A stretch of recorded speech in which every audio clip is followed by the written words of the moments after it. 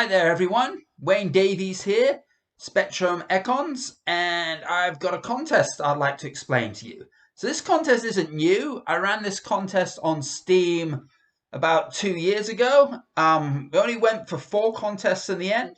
It was rather unfortunate timing. Steam was sort of losing a bit of popularity at the time, and then we were in the bear market as well, so it was a struggle to cover the costs. Things are a little bit different now. No longer on Steam, it's now on Hive, and I have considerably more Hive power than I had Steam power back when I ran the contest originally. And it looks like things are turning around. Looks like Hive is on the up. So we're going to be seeing more people here. The price of Hive, is going to be increasing, I believe, anyway. So we're going to get more people attracted to Hive because of that. And I think this is an ideal time for me to reintroduce the buying and selling game. So what is this buying and selling game all about? It's really quite simple in the sense that the name actually kind of gives it away. It's about buying and then it's about selling. So what do you do? What are you buying? Well, that's going to depend on each individual contest. So normally we would have I think it's 6 different goods you can choose to buy. And then we've got about another 5 different towns, cities, countries, maybe even planets you can actually buy them from. So there's quite a wide range of combinations and stuff. So the prices we got there is going to be fixed initially. And then the prices will not be fixed when you sell it. And I'm going to explain a little bit more about that as I go on. So before I get into the more tricky stuff, I'm going to show you some of the stuff that's going to be a little bit more entertaining, should I say. And out of the places that you actually buy these goods from. So as I mentioned, there's normally about 5 places you can choose to buy them from. And they are, well, they're sort of half made up, half hypothetical, half real. Well, real in the sense that I got some of these pictures I've cut out of some of my holiday travels, turned them into PNGs. You know that I love PNGs if you look at my content. And picked some various places, put them on a page, and gave them some fake names. I know some of these places actually exist, like the names actually exist as well, but no intention there, of course, for these places to represent them. So, as you can see here, this is going to be 5 towns. This is for the first contest, but it's not always towns. Sometimes you do something a little bit different. So sometimes, we had the roads and all set up here. Sometimes we go with something a little bit more, maybe a little bit more interesting in the sense it's little harbour towns, little, I actually got harbour towns, little cities by the bay and things like that. Make things look a little different, change the names around a little bit more. And we might even go into outer space. Here we go. So you can see here, this will be a few contests from now. We'll actually be using this here, the different planets. So same thing again. Instead of trading between countries and cities and towns, you're trading between planets. So just to make things a little bit interesting, just to give each contest a slightly different feel. So what are you buying and what are you selling? And that's, again, different with every single contest.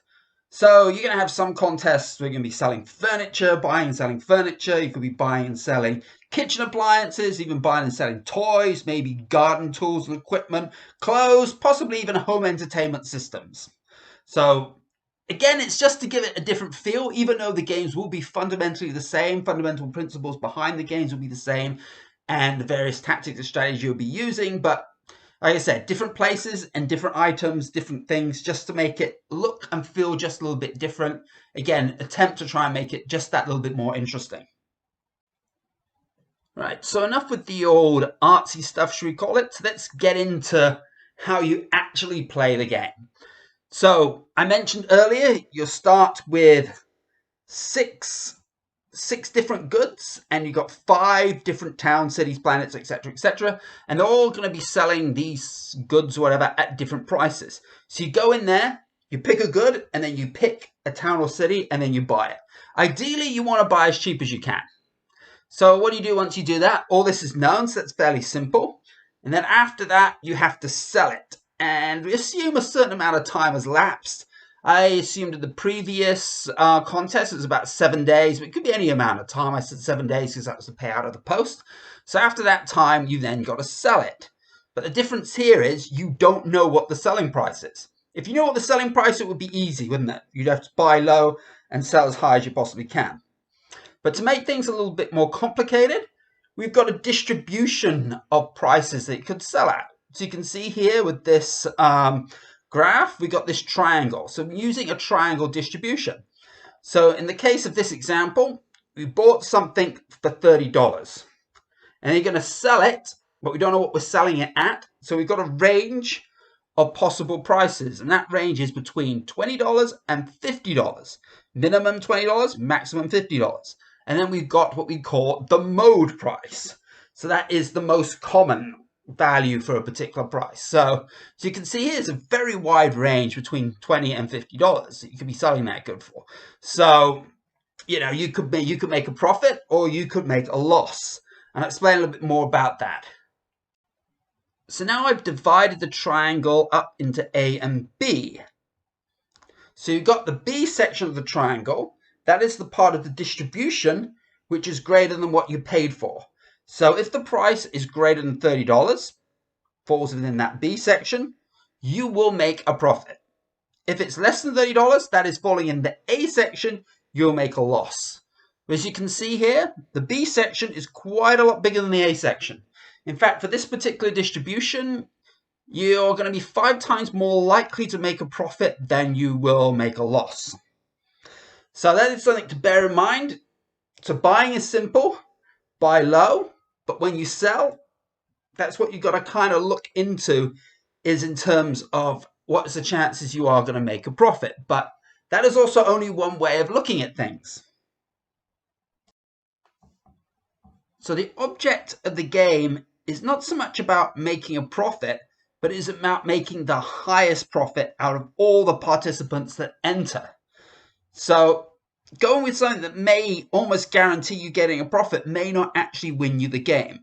And what I've got here is an example. So I've got the original 20 to 50 range triangle there. I've also added a red triangle and I've added a yellow line. So the yellow line, basically that means guaranteed you can sell for 35. So you buy for 30, sell for 35, you're guaranteed to make a $5 profit. But that might not be the highest profit you can possibly get. Because if you were to, say, sell where you've got the red triangle, you could get up to 45. You sell with where the white triangle, you could get up to 50. But of course, there's also a chance that you'll actually get lower. So you've got to kind of work it out in terms of the probability, which is actually going to give you the highest expected value, your highest expected profit, rather than actually guaranteeing a profit. But that is the strategy for this type of game. If this game was cumulative, then you might be looking for maybe a more sure bet of getting a guaranteed profit as we accumulate over time. But the way I structured the game as it's for now, it's just a one-off. So you need to kind of give you the highest probability of getting, let's say, the highest expected profit rather than the highest probability of making a profit. So that is the game sort of explained to you. Like I said, it's fairly simple, really. It looks a little bit more complicated when you jump into the mathematics and the distributions, but all it really is picking a good, picking a city, a country, a planet, whatever you want to buy it in, and then picking a city, a country, or planet, wherever you want to sell it in. And you simply have to make the highest profit in order to win. So how do you enter? That's fairly simple. So I'll have a post created, and what you have to do then is you've got to go into the comment section. So you've got to state where you're buying from, the name of the planet you're buying from. You've got to state the good that you're buying, how much of that good that you're buying. Like, for example, you'd be allocated a particular budget. You may want to use the entire budget on that one particular good, or you may want to use just half of it. Or you may actually even want to buy 2 goods from that planet and then go and sell it somewhere else. For this sort of game, you generally get the highest probability of winning probably just by focusing on one good. But again, it's up to you how you want to do that. So that's how you enter. You just put it in the comment section. I would be grateful if you're entering if you were to give me an upvote, but that again, that is up to you. The upvotes help to support and fund the prizes. And for your effort, I'll be upvoting some of the comments. I think about 10 of the comments I'll probably upvote. I can't say exactly how much that upvote is going to be worth at the time, but it's just to give you a bit of incentive to enter. Even if you don't win, there's only going to be one winner. And by the way, the winner will be determined just in case we get 2 people that have gone with the exact same strategy.